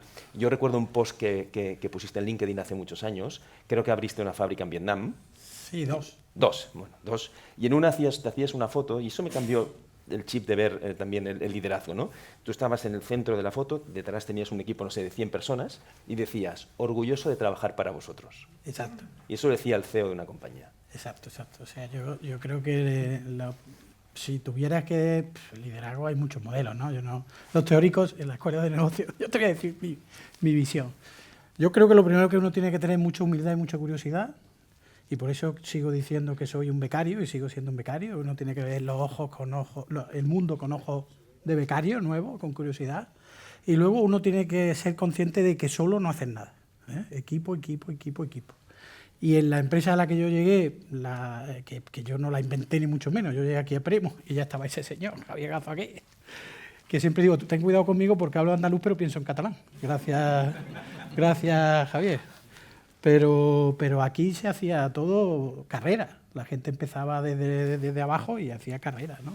Y el hecho de que tú entres en una compañía en la que veas que el CEO empezó de becario, pero muchísimos de los que había allí habían empezado pues por lo más básico, yo creo que motiva a las personas. En aquella época, si no cambiabas cada 2 años de compañía y tal, y daba el salto, iba a estar una Big Four y no sé qué, y todos mis compañeros que habían hecho ingeniería pues habían ido a Price o no sé qué, y yo me quedé toda la vida en el mismo sitio, ¿no? Y eso animó a que muchos también se quedaran y, por tanto, creas una cultura, potencias esa cultura, eres capaz de apalancar esa cultura y llevarla a otros países y ser capaz de que la cultura de la empresa sea compatible con las culturas locales, ¿no? Tú tienes una empresa en Vietnam y hay una cultura local y tienes que ser capaz de hacer compaginar los valores de la cultura de la empresa con las locales, ¿no? Para que convivan, ¿no? Oye, déjame linkar esto del liderazgo, en este caso, con la innovación, ¿no? Porque aquí te hemos invitado porque realmente, o sea, has liderado una de las empresas más innovadoras de España. Le pregunté también a Perplexity cuántas patentes sacabais al año, me dio un ratio exacto de una patente nueva cada no sé cuántos meses, ¿no? Entonces, háblame del liderazgo en una empresa relacionado con la innovación, ¿no? Bueno, la innovación está relacionada con la curiosidad y con los retos. Y nosotros siempre nos planteábamos 2 tipos de retos. Uno, innovación azul, del profesor, el que no sepa lo que es, que vaya a sus cursos de SADE. Y otra, innovación disruptiva. Cada 2 años íbamos a la feria de Múnich, que tampoco lo inventé yo. Yo ya cuando llegué, ya llevaba Premo muchos años yendo a la feria más importante de electrónica del mundo, que se celebraba en Múnich, y lo que nos planteamos es, en nuestro sector tenemos que presentar una disrupción cada 2 años. ¿Qué es una disrupción para nosotros? Algo que sea radicalmente distinto y que les pille el ataque torpedo, que también tenéis que ir a su clase, que le entre por abajo inesperadamente el ataque a la competencia que nadie se imagine en nuestro sector, ¿no? Y bueno, hicimos en nuestro campo cosas que nadie se imaginaba, ¿no? Estas cosas de cargar un coche en 5 minutos ya lo teníamos pensado desde el punto de vista de cómo tiene que ser la batería, la celda, los componentes, el cargador, los componentes que tienen que haber ahí. O sea, hoy no me sorprende porque nosotros trabajamos con BYD desde hace 14 años, con Tesla desde hace 16 años. Fuimos el primer proveedor. Métete en mercados pequeños con una cuota grande, pero en mercados que van a crecer mucho. Coge una cuota grande de un mercado pequeño que va a crecer mucho. Y aunque pierdas cuota, te harás enorme. Pero para eso tienes que saber a tiempo dónde meterte. Y para eso tienes que estar permanentemente conectado con la innovación. Y decíamos, hay que sintonizar What's in it for me, WIFM. De estas cosas que van a venir ahí, ¿nosotros qué podemos poner, no? Y estar permanentemente retado con eso. Oye, pues muy interesante. Me quedo con todo lo que has dicho, pero hay una palabra que creo que es fundamental, que es curiosidad, ¿no? Y que esto aplica a la empresa y aplica a tu vida, ¿no? Yo creo que la curiosidad es un valor en sentido amplio. Xavier, seguimos sobre el liderazgo empresarial y en este caso Perplexity. Buscarla. Perplexity pregunta, ha leído algún artículo tuyo y dice que has señalado que muchas empresas tradicionales están atrapadas en estructuras rígidas que dificultan la innovación, relacionado también con lo que estabas diciendo tú, Ezequiel. Y la pregunta es, hablamos de liderazgo, ¿qué tipo de liderazgo es necesario para romper estas barreras internas? Y añado yo, ¿qué tipo de habilidades o skills deben tener pues, los directivos y los equipos para hacer esta pequeña transformación? Por cierto, yo me recuerdo en clase de SADE, en una clase que decías que las empresas tienen un reto, estamos hablando de liderazgo, pero mezclo. Decías, oye, tú tienes un negocio rentable, tienes que protegerlo, pero no puedes dejar de invertir en innovación el tanto. Lo importante es cuánto invierto en innovación y cuánto invierto en proteger el negocio rentable, ¿no? Sí, lo que no ha dicho Perplexity es que por qué nos han puesto juntos, ¿no? Porque hace mucho tiempo que nos conocemos, ¿no? Y que curiosamente pensamos cosas muy parecidas, ¿Te ¿no? lo respondo yo? ¿Por qué? Dime. No, te respondo yo. Yo te llamé a ti porque me diste una sesión que me encantó y te pregunté, oye, ¿te parece que invite a Ezequiel Navarro? ¿Lo conoces? Es íntimo amigo mío. O sea, pues sí. Perfecto. Pues hablando de liderazgo, liderazgo e innovación para mí son 2 caras de la cara y cruz de la misma moneda, ¿no? Tú no puedes liderar si no innovas, que vas a liderar si no cambias las cosas. El liderazgo está asociado al cambio. Y no puedes innovar si no tienes la energía emocional para hacerlo, si no tienes la atracción personal de convencer a la gente para alcanzar nuevas metas, lanzar productos, desarrollar tecnologías, etc. Yo siempre digo, yo empiezo mis clases con una teoría propia, ¿no? Que ahí luego llega la innovación azul y tal, ¿no? Pero piensen por un momento qué diferencia hay entre innovar y mejorar. Porque muchas compañías y mucha gente cree que son grandes innovadores y son solo buenos mejoradores. Entonces, la diferencia entre la innovación y la mejora es el riesgo que eres capaz de asumir. La mejora no tiene riesgo, la innovación sí. Innovando te arriesgas. Y arriesgarse significa entrar en campos desconocidos, en incertidumbre, complejidad, acontecimientos inesperados. Y eso lo decides tú, lo decide el líder, decide avanzar en ese camino, que es un camino de incertidumbre. ¿Para qué? Para conseguir una ventaja competitiva que te haga superior en el mercado. Pero tienes que entender que la innovación es riesgo y la gente normalmente no se arriesga si no tiene un motor interno de liderazgo o no tiene un líder delante que primero les conceptualice esa visión, segundo, se la comunique muy bien y tercero, les convenza para avanzar en esa dirección. Ok, pues damos un salto hiperbólico y volvemos a Ezequiel y ahora vamos a hablar, me titula Perplexity, sobre la industria y la automoción, ¿no? Y entonces la pregunta exacta es verdad que durante tu liderazgo en Premo, tu empresa ha desarrollado tecnologías que han revolucionado el sector, incluso algunas con una cuota de mercado increíbles? No sé si eran los mandos a distancias, ¿qué cuota tenías ahí? Las antenas de Keyless Entry System, esa idea que todo el mundo le parece normal y a las mujeres les encanta. A mi mujer le encanta llevar la llave en el bolso y no sabe dónde está, y acercarse al coche, el coche se abre y se va y el coche se cierra.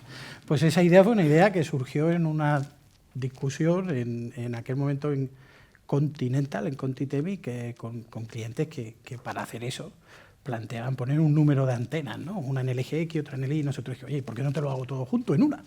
Simplicidad, oye, esto no se puede. ¿Cómo que no? Esto, cuando un cliente te dice esto no se puede, no hay competencia. Si el cliente cree que no se puede, no hay ningún competidor. Entonces dijimos, joder, este tío cree que no se puede. Tenemos que ponernos a ver si se puede. Y entonces hicimos innovación, patente, y nos convertimos en el líder mundial, bueno, en Europa y en Estados Unidos, de largo. En Japón nos ha costado mucho tiempo, por eso no tenemos, pero tenemos más del 60% de la cuota mundial de las antenas de acceso pasivo a vehículos. O sea, en uno de cada 2 vehículos del mundo hay componentes de la compañía. Y hablando del sector de automoción, ¿cuál es tu visión del sector de la automoción actualmente desde el punto de vista del coche eléctrico? Mi visión es extraordinariamente optimista. Vaya. Es decir, a pesar de que todavía en Europa tenemos muchas cosas que aprender de los chinos, nos faltan dosis grandes de humildad.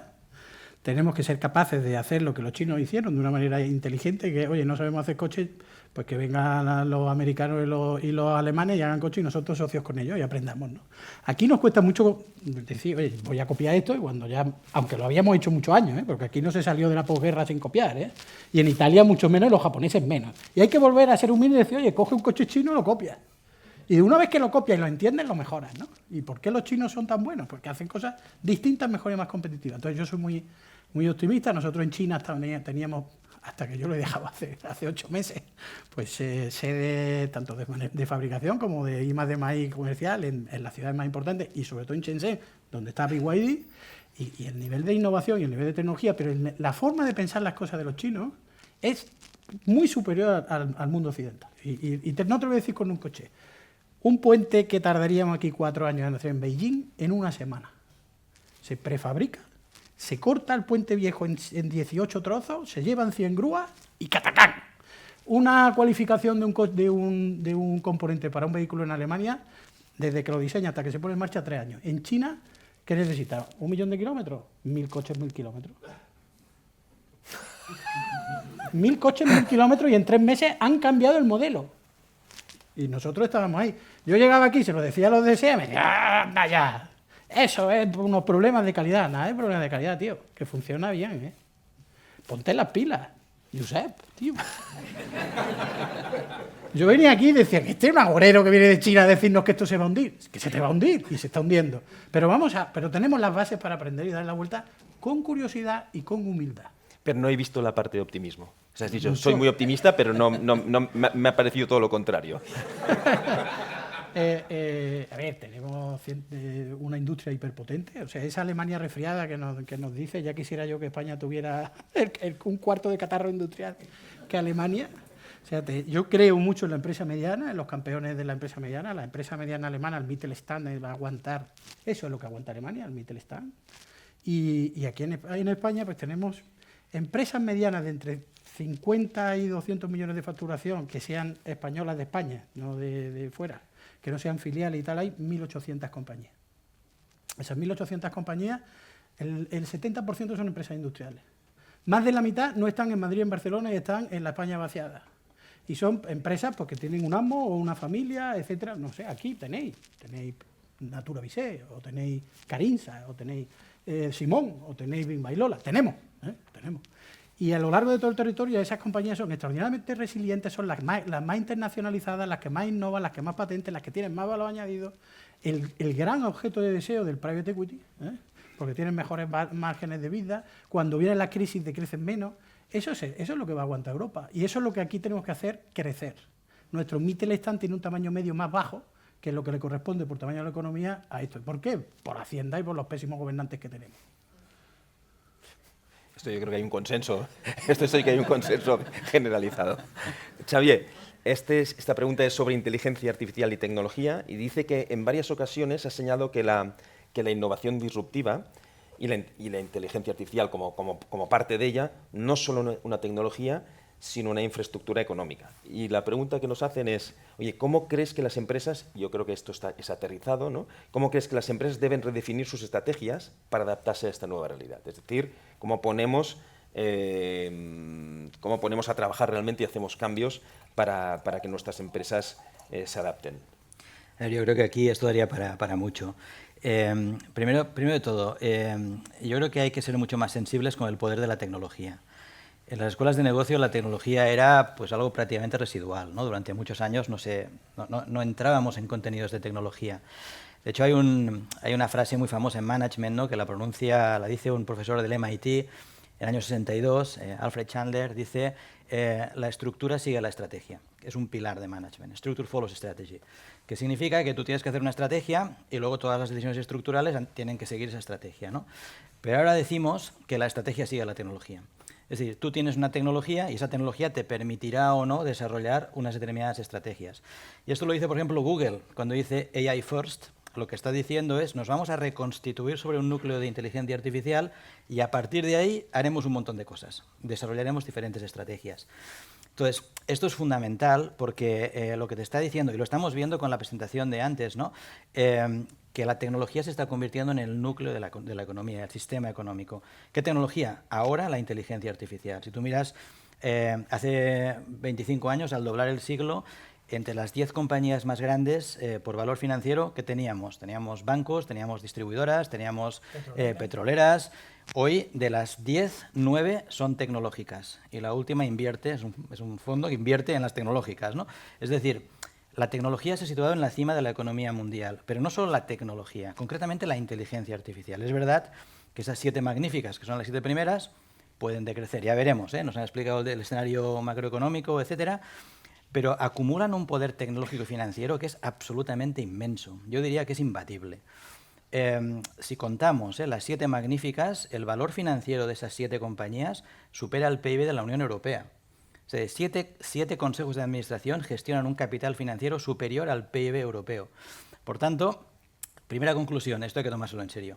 La inteligencia artificial no es el metaverso, es una tecnología profundamente transformadora sobre la cual se están volcando billones de dólares en tiempo real con fluctuaciones, si quieres. Trump, todos sabemos la historia reciente, ¿no? Anuncia, pues eso, ¿no? Que como cuando en 1860, pues el presidente, no sé, debía ser Grant o uno de esos, no dijo, vamos a instalar ferrocarril en Estados Unidos y eso conecta al país y hace que explote industrialmente. Pues Trump dice, vamos a invertir $500 billion en desarrollo de inteligencia artificial, centros de datos, para que todas las compañías norteamericanas tengan acceso. Esto es muy serio. Es decir, se está produciendo un cambio muy radical en la base económica, en la base de la economía mundial. A nivel individual, a nivel corporativo, ¿qué podemos hacer? Hombre, pues estar pendientes. También es verdad que la inteligencia artificial está en su fase fluida. Esto en teoría de la innovación lo conocemos bien. Muchos recordaréis los ordenadores en los 80. Teníamos el Spectrum, teníamos el Commodore, el Amstrad, y hasta que no llegó IBM y dijo, esto es un PC, y todos entendimos qué era, y todos tuvimos acceso a un diseño dominante y a un conjunto de software determinado, con capacidad de uso real, pues no empezamos a usar el PC. Entonces, esto en inteligencia artificial todavía no ha pasado. No ha llegado el diseño dominante. Probablemente pase en los próximos años. Llegará, pues no lo sé, una compañía que igual es OpenAI, igual es Microsoft, que nos dará el modelo de uso y que nos llegará a todos nosotros. Y ese es el momento real en el cual hay que tomar las decisiones de verdad. De momento, lo que yo aconsejo a las compañías es, oye, que tengan expertos internos que sepan de qué va la cosa, que no tomen decisiones precipitadas y que no inviertan en aquello que no tengan claro, porque la cosa es todavía muy fluida. Pero en todo caso, el cambio en la estructura económica mundial está claro. El dominio tecnológico va a ir a más. Yo creo que esas compañías van a seguir creciendo. El balance de poder en el mundo también se ha alterado completamente porque, insisto, estas compañías tienen un peso tal, además, como tú has dicho, ¿no? Están colocadas en todos los sectores, o sea, dominan tecnologías que todos utilizamos cada día. Todos nuestros datos están en sus manos. Tienen un poder inmenso. Por tanto, la cosa va a ir a más. Desde la perspectiva del management hay que entender muy bien qué es la tecnología, cómo va a impactar en los modelos de negocio. Y a nivel empresarial, take it easy, wait and see. Hay que entender de qué va esto y esperar el momento oportuno para empezar realmente a tomar decisiones. Porque relacionado con esto, yo lo que interpretamos es que hay, simplificando siempre, dos tipos de compañías, y simplifico mucho, compañías enormes, cotizadas, etcétera, etcétera, etcétera, que tienen realmente capital y equipos para tener un acceso rápido a la inteligencia artificial, pero pensando en la realidad de la empresa familiar, aquí en Cataluña, etcétera, estáis viendo, ambos dos, estáis viendo que las empresas están incorporando o están introduciendo alguna tecnología de este estilo. Están experimentando y a la vez que experimentan se forman los mercados, porque se concreta la demanda y a la vez se define la oferta, ¿no? Yo creo que todos habéis experimentado con ChatGPT, todos lo utilizamos. Os puedo decir que todos los científicos del mundo hoy en día están utilizando la inteligencia artificial. Por ejemplo, para hacer literature review, para plantear hipótesis, cosa que era... O sea, pensábamos que la inteligencia artificial iba a ayudar a automatizar procesos, pero no es eso. La inteligencia artificial aporta soluciones cognitivas, por ejemplo, plantear nuevas hipótesis, dar nuevas ideas. Eso está acortando los ciclos de I+D, vamos, a nivel transversal en todos los sectores y especialmente en el mundo científico. La medicina está en plena revolución gracias a la inteligencia artificial. Es decir, están pasando cosas que igual quedan ahora enterradas y solo pensamos en pues el tema armamentístico, en el tema del sesgo de los datos, en todo aquello que puede ser negativo. Pero se está penetrando muy profundamente la inteligencia artificial. Todos la estáis probando, todos la hemos probado. Por tanto, sí, ya están pasando cosas, y cosas que son muy importantes y que no sabemos, como decíamos antes, cómo va a afectar en el mercado laboral, que eso es un planteamiento que a nivel de país o a nivel de sociedad tendríamos que empezar a pensar a medio y largo plazo, porque va a haber afectación, claramente. Pero en todo caso, contestando tu pregunta, sí, ya se está utilizando cada vez más. Ok, gracias. Cogiendo también esto, ya te doy un salto a ti, Ezequiel, para no te pongas celoso. He visto una miradita. Podría haberlo traído eso, si estamos totalmente de acuerdo. No vamos a discrepar. Tú que siempre has llevado desde siempre, desde que te conozco, no sé, te conocí hace 20 años aproximadamente, siempre has llevado la lanza de la innovación, etcétera. Pero sí que has afirmado que hacer innovación solo es muy difícil, ¿no? Y la pregunta es, ¿qué características crees que tiene que tener un ecosistema de innovación para que sea realmente efectivo y competitivo, ¿no? Porque no me imagino una empresa sola innovando, ¿no? Es que tú has puesto los 7 magníficos solos, pero ahí detrás hay unas plataformas y unos ecosistemas brutales, ¿no? Ni siquiera las compañías más grandes del mundo innovan solas, ¿no? Y de hecho colaboran entre ellas. Y tú tienes aquí a OpenAI y muchos de competidores están juntos. Ahí está Microsoft, ahí está el Elon Musk, ahí está. Entonces, bueno, no se puede solo, pero si además eres una empresa mediana, que es la mayoría de las empresas de aquí, mucho menos, ¿no? Entonces, desde ese punto de vista, y ahora voy a hablar de mi libro, Instituto Ricardo Valle de Innovación, si tú quieres hacer un proyecto mucho más grande que lo que tú solo puedes hacer, lo que tienes que es juntarte con otros que tengan los mismos intereses, en algún área puede haber de competencia, pero tengan los mismos intereses. Ejemplos. Pues antes, hace 3 años aquí en España nadie, o 4, no sé cuánto hace que hemos empezado a hablar de microelectrónica de nuevo. 3 o 4. Unos cuantos locos, ¿no? Ahora hay 12.500 millones de euros para chips del gobierno de España, 45.000 millones en la Unión Europea, una compañía que se llama OpenChip, otra que se llama Semidynamics, 200 empresas relacionadas con con los semiconductores solo en Barcelona, diseño, distintas cosas. Quizá 3.000 en España, 5.000 en Valencia sola, en diseño.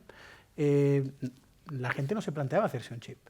Hoy Simón puede hacer un interruptor inteligente que no necesita cables. ¿Tú sabes lo que significa, lo que son los cruzamientos y los puntos conmutados, etcétera, la cantidad de cables de ida y vuelta, etcétera? ¿Tú sabes lo que llega con un interruptor, con una cinta doble cara, pegarla, enseñarle la luz que tiene que, parearlo con la luz que tiene que apagar, pegarlo en la pared y ya está? Y si quiere un cruzamiento, le enseñas la luz y le enseñas el otro, lo pega allá y ese apagan esta. Y si quieres un conmutado, otro. Pero es que ese chip te lo puedes hacer y vale 20 céntimos. Más barato que el plástico y mucho más que el cable, el tubo, el paleta. Esto es una disrupción en el sector eléctrico. Y en cada una de estas cosas hay disrupciones. ¿Se podía plantear Simón solo hacerse un chip? No. ¿Podemos ser 10 empresas juntas a hacer un proyecto, llevarlo a Europa y traer 129 millones de euros para hacer un chip? Lo hemos hecho. Te juntas con otros para hacer un proyecto más grande que el que cada una de las partes haría. Ese chip tiene elementos que le interesan a Simón, pero elementos que le interesan a un señor que cultiva aguacates, que con ese chip puede medir la humedad y los nutrientes del aguacate, porque el aguacate dicen que consume mucha agua, pero los aguacates de Málaga no, porque llevan el chip. Y puedes tener un aguacate tropical fresco en 24 horas en Alemania y no te comes eso duro que viene de México, porque lo han cogido verde y lo han metido 6 semanas en el árbol, ¿no? Pues esto se hace con tecnología y nosotros estamos haciendo predicción de cosecha con mapeo de inteligencia artificial y de las imágenes de los satélites, de manera que el señor que cultiva aguacate sabe lo que va a producir y lo que va a producir su competencia. Y a partir de ahí puede calcular con bastante precisión cuál va a ser el precio medio del mercado para la próxima cosecha. Y a partir de ahí, cuando viene al mercado, nos dice, te los pago a 40, y dices, no, a 80. Este año van a ir 80. Porque los mexicanos, no ha llovido nada, se le ha calentado el no sé qué, no sé cuánto. ¿A 80 o no hay aguacates? Que me voy para allá, al Aldi o al otro. Entonces, esto es poner dinero en los bolsillos de los cultivadores. Ahora, en hectárea y media, sacan 60.000 euros limpios. Hectárea y media no es nada. Una familia de 4 personas ya puede vivir de esto. Y empezamos a ver ingenieros, telecos, programadores, etcétera, en los pueblos. Porque lo de la España vacía, ¿qué lo va a resolver? ¿Con leyes? No se resuelven con leyes las cosas. Se resuelve con innovación y economía pegada al terreno. Ok, siguiendo con la innovación pegada al terreno, pasamos a Xavier. Xavier, tú has afirmado varias veces que gran parte del progreso económico es la inversión en I+D+I. No sé cuál es tu visión de la situación actual en España. Si hay, te la digo de verdad. Sí, de verdad, de verdad. Y qué grande es la brecha con algunos otros países. Y, oye, ¿tiene solución esto o no? A ver, solución siempre hay, pero hay que ponerse las pilas, ¿eh? Y esto, pues, con Ezequiel hemos hablado, discutido y hemos dado mucho la lata, por cierto. Lo que pasa es que nadie nos ha hecho caso, jamás, ¿no? Pero en todo caso, a ver, simplemente yo creo que la gente está un poco abstraída de lo que significa la tecnología. Hemos sido grandes defensores de la tecnología y de la industria cuando era completamente, o sea, el mainstream era la contra, ¿eh? Hubo años en que el mantra era llévatelo todo fuera que es más barato, deslocalizar, la mejor política industrial es la que no existe, etcétera. Para que la gente sea consciente, o sea, durante la pandemia la Unión Europea entró en pánico, aunque no lo acabamos de decir, no solo por la pandemia, sino por la falta de chips. O sea, imaginaros que no llegan chips a un país como el nuestro. ¿Cuántos chips tenéis en vuestras vidas? Bueno, pues os levantáis por la mañana, el termostato de la ducha tiene un chip, la tostadora tiene un chip, la cafetera tiene un chip, el coche tiene centenares de chips, el primer semáforo, los aviones, el teléfono móvil. Sin chips se para todo, absolutamente todo, toda la economía se para. Vamos directamente al paleolítico, a la edad de hielo. No hay chips, pues oye, una sociedad no puede funcionar. En 1995, Barcelona o Madrid estaban en mejores condiciones para desarrollar una industria de chips, muchas mejores condiciones que Taiwán, que es donde está ahora el 85% de la producción mundial de chips. Y que Corea del Sur. En ese momento, Corea del Sur, en los años 60, Corea del Sur era más pobre que Nigeria. No se hizo nada aquí, simplemente se dejó que el mercado decidiera, y el mercado decidió ir donde se crearon los incentivos a través de políticas muy buenas de largo plazo en Taiwán, en Corea del Sur, para instalar esa industria. Dicho de otro modo, yo lo he vivido porque he estado en el gobierno, si tú viene un doctor en físicas con una patente de un chip de silicio y te viene a pedir financiación, y viene otro emprendedor con un proyecto de pizzas, oye, el mercado va a decir rápidamente las pizzas, las entiende todo el mundo. El proyecto de chips, oye, tardará 20 años en eclosionar si es que realmente eclosiona. Un inversor, ¿qué le va a pedir a ese proyecto? Le va a pedir, ¿quién es tu cliente? No tengo, porque es algo completamente nuevo y disruptivo. ¿Quién te lo fabrica? No tengo fabricantes porque es el primero que hay. ¿Con qué materia prima? Tampoco la tengo. Pues oye, si vas a un banco o vas a un fondo de inversión, van a preferir aquello que sea rápido y muy claro, que se entienda. Y una administración, si no hace nada, pues ese proyecto de chips se va a ir donde sí que se hacen cosas. Entonces, ¿qué ha hecho Taiwán? ¿Qué ha hecho Corea del Sur? Pues han sido capaces de atraer las fuentes de poder del siglo XXI, que son capital, tecnología y talento. Y son completamente móviles. Al capital, a la tecnología y al talento, tanto le da estar en Múnich como en Barcelona como en Taiwán. Si en Taiwán hay incentivos, se irán para allá. Y si hay incentivos de largo plazo, allá se va a generar una industria que va a tener todo aquello que nosotros no tenemos. Esto lo vimos durante la pandemia. Normalmente entramos en cierto pánico. La Unión Europea pues, se dio cuenta del gran error que se había producido desde la Segunda Guerra Mundial, que es que básicamente no se había hecho nada. Nuestros políticos nos decían, la mejor política industrial es la que no existe, es no hacer nada. Y no hacer nada es hacer algo, es no hacer nada y dejar que otros lo hagan, ¿no? En todo caso, la situación es esa. No estamos tan mal porque, por suerte, tenemos una industria que tiene una inercia, tenemos una tradición industrial importante en España, en Europa. Yo coincido con Ezequiel. Ahora se oyen muchas voces, ¿no? Hay libros, ¿no?, que se han hecho famosos, ¿no? Alemania Kaput, un libro que ahora está de moda, ¿no? Oye, Alemania tiene una estructura industrial extremadamente rica, extremadamente densa, el Mittelstand, los clústeres industriales, muchas empresas familiares que piensan a largo plazo. Eso es un sustrato muy, muy importante. Y además se ha hecho muy buena ciencia. Europa tiene buena ciencia, España la tiene, Cataluña la tiene, lo cual es otro sustrato muy importante. Tenemos las condiciones, pero estamos muy lejos del estadio competitivo donde tendríamos que estar. Y acabo con esto. En I+D, en el año 2000 hubo una cumbre en Lisboa de la Unión Europea donde se planteó la Agenda 2020. Y Europa se conjuró para el año 2020 estar al 3% de I+D sobre PIB, que es donde está Estados Unidos en este momento, donde está Japón en este momento. Prácticamente España está como estaba en el año 2000. Es que prácticamente no se ha hecho prácticamente nada. Estamos al 1,5. Estamos al 1,5. Tendríamos que doblar la inversión como país en I+D para ser tan competitivos como Estados Unidos o como Japón. ¿Es imposible? En absoluto. Es más, yo diría, es fácil. Si los que nos dedicamos a esto y miramos los números, sabemos que con buenas políticas en poco tiempo se puede llegar a ese nivel, porque tenemos las bases. Pero durante mucho tiempo la mejor política industrial ha sido aquella que no existía. Pues me cojo en esto que estás diciendo y estoy interpretando también que la tecnología y el I+D+I también es la soberanía, ¿no? Tiene un impacto importante en la soberanía de este país y impacto en la soberanía de Europa, ¿no? Y bueno, estás diciendo que estamos en rango bajo de inversión y has hablado que con buenas políticas públicas pues eso debería potenciarse. ¿Cuáles son estas políticas públicas que deberían producirse? Pues mira, simplemente una fiscalidad favorable para las inversiones tecnológicas, radicalmente favorable y además con seguridad jurídica. Ayudas directas a proyectos que tengan potencial transformador. Ese doctor en físicas que sale de la universidad con una patente de un procesador, pues no le digas vaya usted al banco a que le financien, sino oye, como pasa en otros países, ¿no? Esta tecnología es estratégica, tendrás pues 3 años de I+D financiada por el gobierno, si quieres, luego ya veremos cómo lo devuelves. Y esto lo hacen todos los países que tienen políticas de innovación. Lo hace Finlandia, lo hace Corea del Sur, lo ha hecho Israel. Israel es el país con mayor intensidad en I+D sobre PIB del planeta, ¿no? Es otro contexto y es otra realidad, ¿no? Pero todo el mundo lo hace así, créditos blandos para proyectos de alta tecnología, tipo de interés inferior al de mercado, y luego compra pública innovadora, que es importantísima. Si la administración compra en clave de bajo coste, lo cual para el ciudadano es lógico, pues arrastra la economía hacia posiciones de bajo coste. Yo recuerdo haber estado en Silicon Valley estudiando el sistema hace 20 años, y recuerdo una compañía que además tiene una sede aquí, que cuando le preguntábamos qué proyectos está haciendo de I+D o qué proyectos está haciendo, nos decía, estamos fabricando los ordenadores más rápidos del mundo para 2015. Y eso era año 2001 o 2002. Para 2015, decimos, pero ¿quién nos pide ordenadores con estas prestaciones para dentro de 10 años? El gobierno, la administración. O sea, que es capaz de pedir aquello que el mercado no pide y con eso las compañías generan capacidades muy por delante del mercado. Ezequiel, ibas a añadir algo. Políticas públicas que se están haciendo, ¿eh? Una privado-pública, junto a empresas, 50, 60, 70 empresas grandes que ponen su dinero para hacer este tipo de cosas.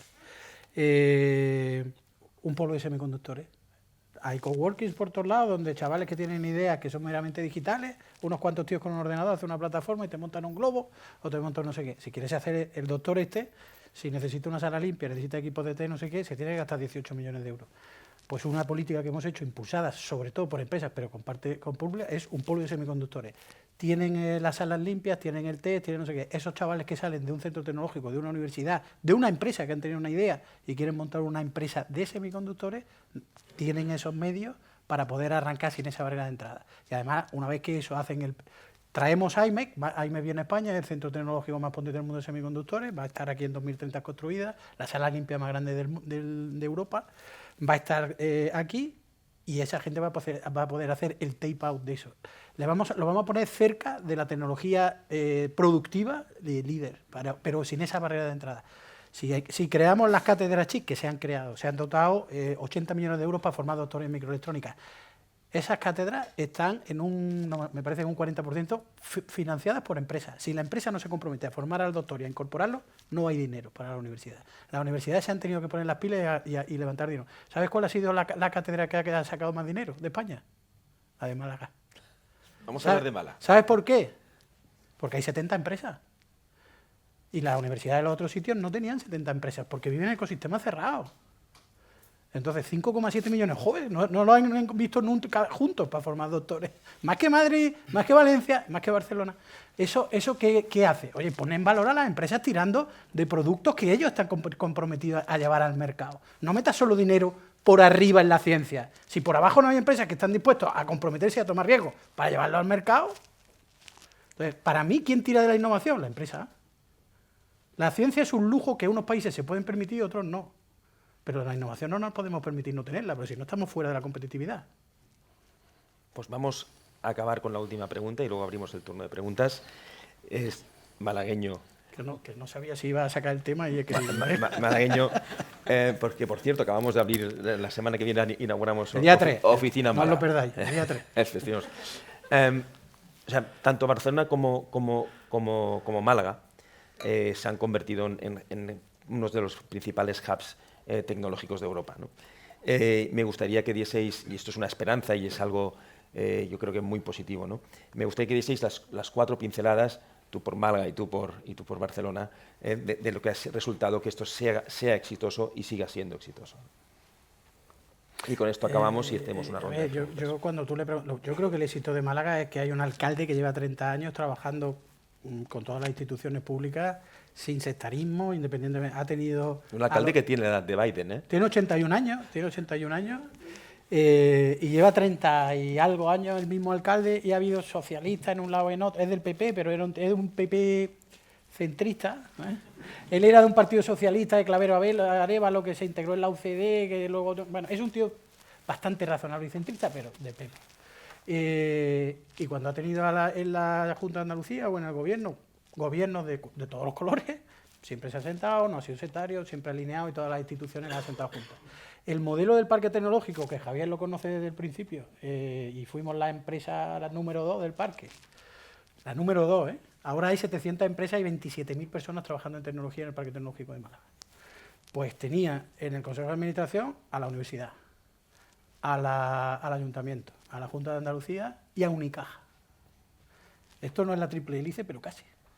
Y claro, si tú tienes ahí el conocimiento, todo alineado, el conocimiento, la empresa, la financiación privada, las externalidades que crea, las estaba capturando Unicaja. Menos mal que vaya para allá, porque se las estaba llevando Unicaja. Y además tenéis mucha gente que está viniendo a Málaga de high net worth. Muchos de todo el mundo están viniendo por la calidad de vida, etcétera, están viniendo ahí. Y se están creando ahora empleos de un altísimo, muy bien retribuido, que está produciendo inflación a la vivienda, pero también hay un incremento del real estate y de este sector interesantísimo, ¿no? Pero desde el punto de vista de la innovación, yo creo que ese alineamiento institucional en el que empresas privadas, lo público, la universidad y la estabilidad institucional, no pegar bandazos y no ser sectario, lo tuyo, lo mío y tú qué guañarás y aquel... No. Pues entonces, el resumen de Málaga es un liderazgo de un alcalde. Este es el resumen, ¿eh? Sin sectarismo. Sin sectarismo. Vamos a las claves de Barcelona, con esto cerramos y pasemos turno de preguntas. Yo creo que Barcelona tiene tres motores fundamentales de innovación, pero tiene que completar el modelo. Los motores han sido, primero, una tradición industrial clara, o sea, Cataluña pues gozó la primera revolución industrial, hay una tradición industrial. Ese Mittelstand que está en Alemania, también lo tenemos aquí, una red de densas de pequeñas y medianas empresas con visión de largo plazo, con una tradición industrial potente, que huelen a taladrina de la máquina. Eso está ahí y se mantiene. Lo segundo es una política científica muy buena, y ahí tuvimos un líder que fue Andreu Mas-Colell, que fue conseller de investigación durante años, después conseller de Economía, que establece las bases de una política más indiscutible, de una política de largo plazo que los sucesivos consellers no han cambiado, que ha conseguido atraer talento internacional y ha conseguido generar centros de investigación de primer nivel mundial. Que no es suficiente porque tienen el problema de la transferencia. Tenemos un gran stock de conocimiento que no sale, o sea, no están conectadas. El primer vector y el segundo no está conectado. Y el tercer vector más reciente es el del emprendimiento.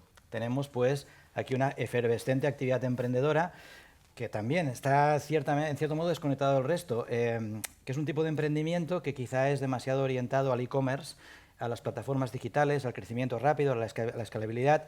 Si tú te miras los elementos uno a uno, hombre, realmente fangoch, sí, está bien. Si miras el sistema, le falta mucho, especialmente cuando lo comparas con, especialmente a nivel estadístico, con otros sistemas pues, más avanzados, ¿no?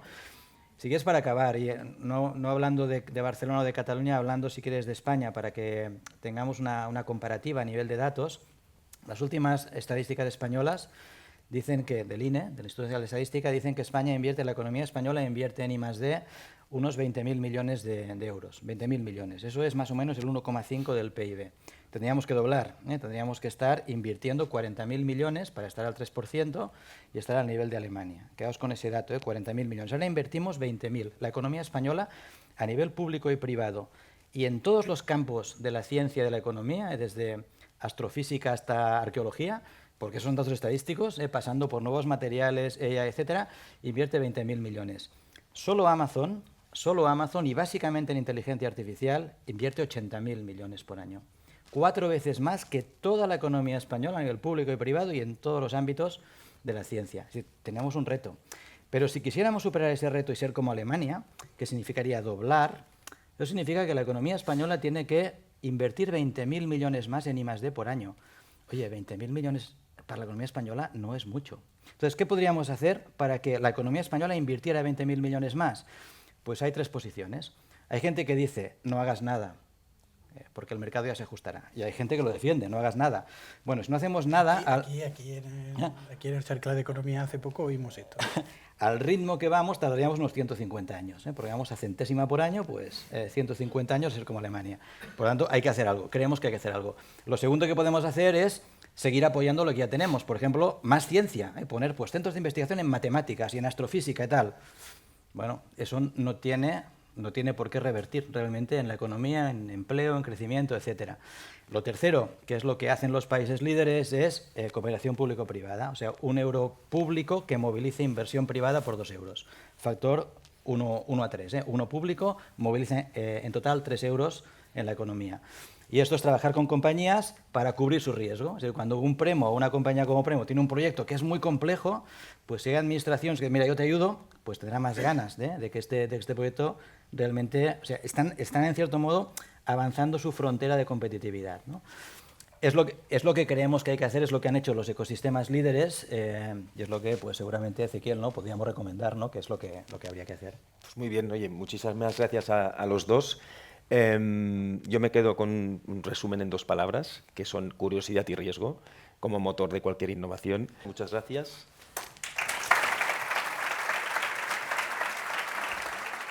Muchísimas gracias por acompañarnos en el día de hoy. Ha sido un placer compartir con ustedes este espacio de análisis y conversación de mercados e innovación. En un entorno de cambios constantes como el que estamos, queríamos continuar nosotros y comentarles que CREAN sigue teniendo el mismo fin, que es brindarles a ustedes las mejores estrategias, las mejores herramientas para tomar las mejores decisiones y agradecer a nuestros ponentes, David Macià, Xavi Ferrà, Ezequiel Navarro. Muchas gracias por esta conversación tan interesante y qué más decirles a todo el equipo que ha hecho posible esto y sobre todo a ustedes por su interés y su participación en el evento. Gracias.